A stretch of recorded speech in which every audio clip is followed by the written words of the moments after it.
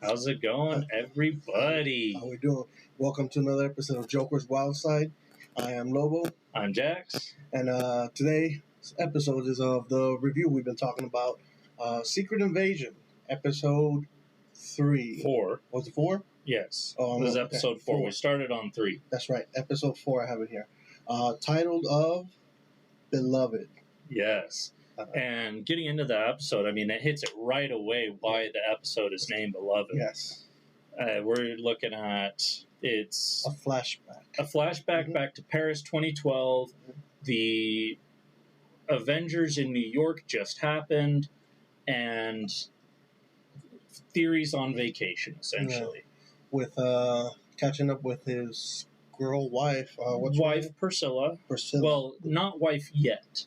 And looking into more where it comes into play. Not in the flashback. But right before that actually starts a little bit of a review of what happened last week. And then the ending of that where Gaia gets shot by Gravik at the end of that episode. Yes, and we get a little sneak peek that Gaia was a little naughty sausage. Yes. Yeah, she snuck into their power-giving...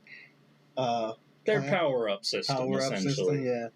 And she was shot dead in the chest and came back to life like it was nothing. Oh, yeah, and it's interesting to think because when I look at it, it was reminding me of Iron Man 3's special power. Yeah. And as we learn later in the episode, it doesn't seem to be that case. So, or maybe similar to it. Yes, there's a lot to uncover with there, and as we get farther in, we'll talk more about our thoughts and theories into it.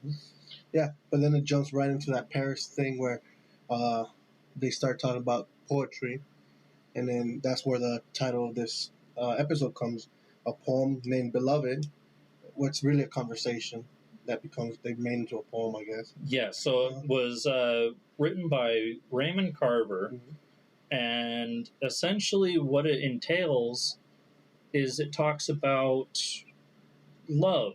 And one word that's, I can't think of words, one word that was very prevalent in the poem is it ends, beloved on earth. Yes. And that's something that caught my ear right away, and I was like, okay, she's trying to mind games theory right now. Yeah.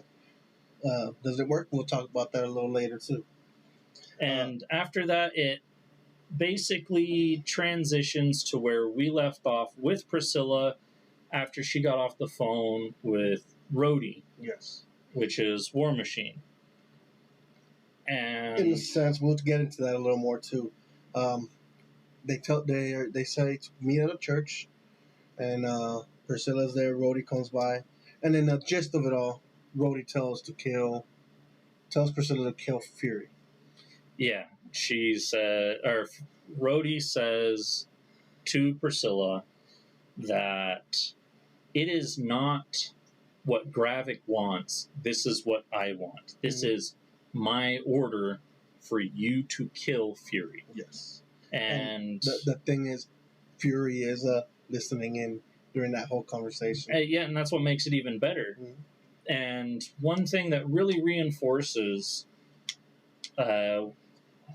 is Priscilla does not want to kill Fury. Priscilla loves Fury, and she's trying to make every excuse in the book to try and make it so she doesn't kill him. Yeah. The thing is, at this point, it seems like she's kind of left with no choice. You know, she's ordered to this, and we're still not aware how deep is that love. Yeah. Right after this, Priscilla walks into their house, and Fury's there making tea or coffee. He's making tea. He has his ring off. She notices his ring is off. So they sit down and have a conversation. And this is one thing we talked about right as it was about to happen. We paused the video, and we both talked about what we think was going to happen. We were both wrong. What was yours? I originally thought that it was going to be a direct interrogation. And it was going to be like, slaps gun down on the table. Listen here, we're talking about this. what's going on. Mhm. And then mine was, I thought she was going to get poisoned by something. I thought Fury was going to do something. I was wrong. Gladly was wrong. So they start talking, and that poem comes out again. It's naturally in the conversation. And then it gets to a very... They're just repeating it as fast as they possibly can. And at one moment, It was very good. As soon as it was getting closer to where that poem was starting to being retold again, I'm like, oh, they're gonna shoot each other. In my head, I was like, they're both gonna fire. They're both gonna fire. I should have said it, but no, I felt it coming, and flash. It goes dark for a second, and then we come back, and it shows that not only did Fury miss on purpose, she missed on purpose, and that's where we see that how much she really cares for him. she cares for her beloved. Yes. She wants to be beloved. Yeah. Right after that, we get to this scene where there's a squirrel showering, and I thought it was somebody else. It turned out to be Rhodey. Oh, no. So at first, it goes to Talos and Gaia talking at a park. And Talos is talking to right. Gaia how she wants, or how Talos wants a way to figure out how to make a future where the Skrull are able to live with humans on Earth. And one thing that really made me chuckle is, for some reason, in a lot of superhero movies and other movie types, everybody thinks that the U.S. president is the one that is in charge of the world because he says, Talos says, we'll bring it to the U.S. president and we'll say, we just saved your world. What do we get in compensation? And that just made me chuckle because it's just like, is the U.S. president all powerful and they dictate the world government? Nope.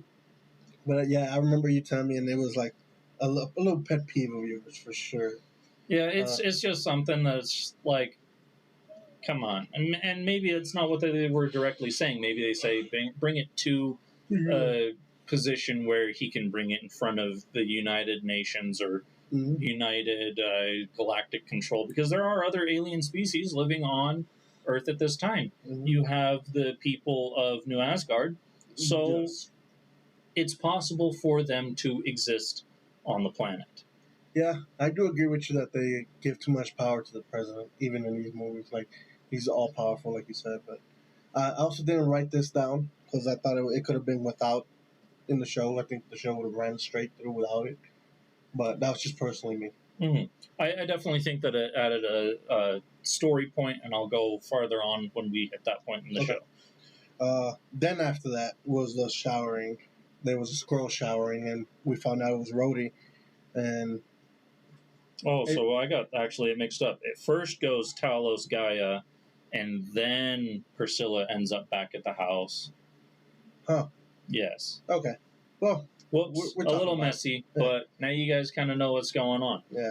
And then as soon as Rhodey, or the one impersonating Rhodey, comes out, Fury's sitting there on his dining table with $5,000 of what'd you call it? Pappy Van Winkle. That is like whiskey gold. It is a treasure hunt just to find. Trust me, I've been on the treasure hunt for about 2 years now, so I've definitely been trying to find this.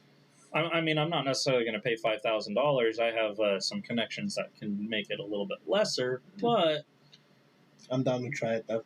Oh yeah, I really want to try it. But regardless, as I said earlier to him when we stopped the video, I thought Priscilla was going to get poisoned by Fury.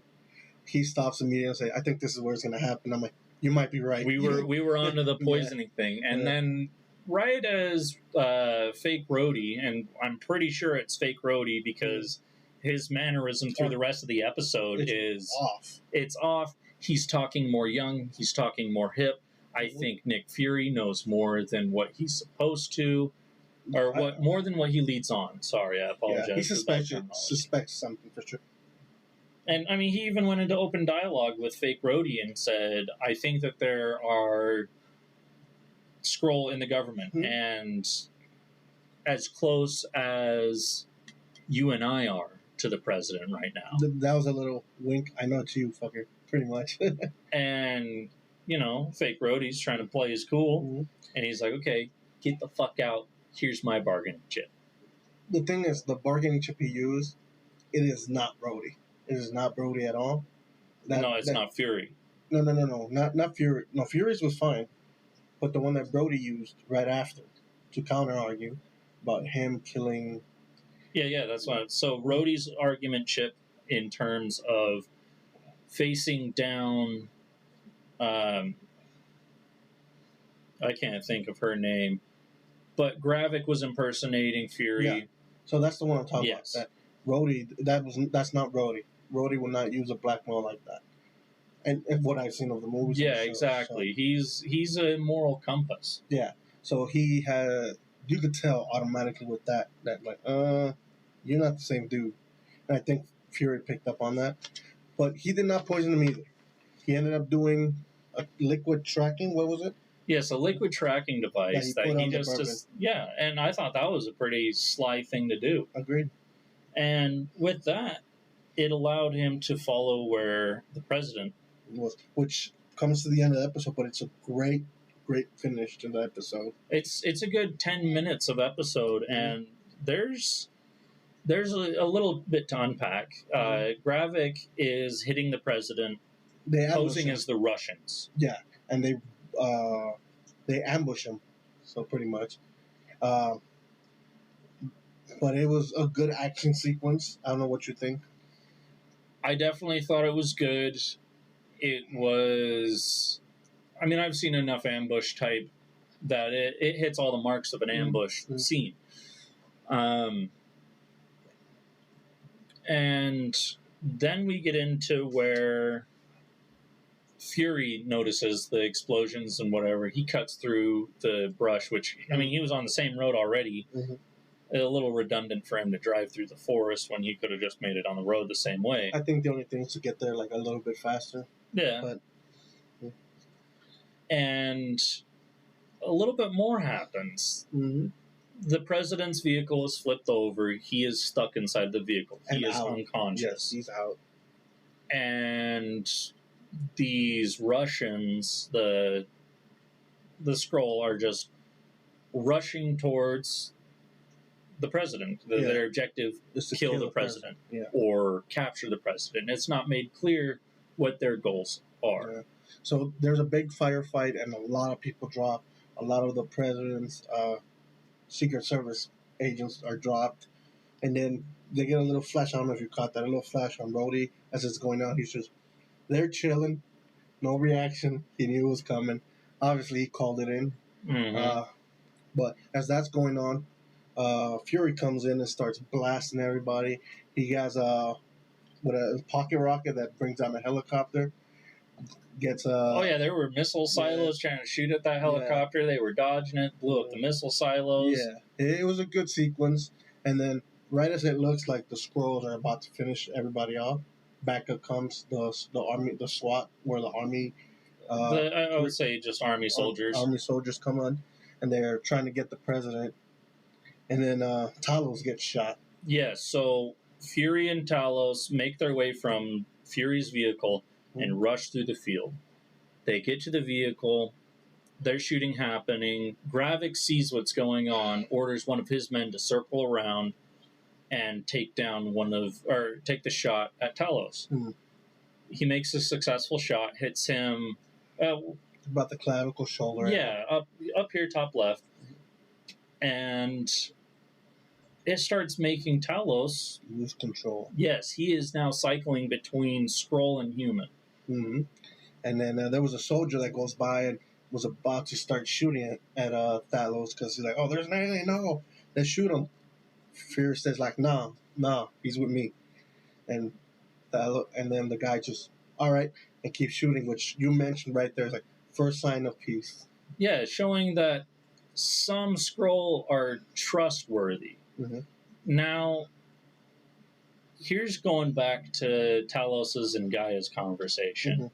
He wanted to have some leverage, per se, on the president. Like, look, I saved you. I scratched your back. You scratched my back.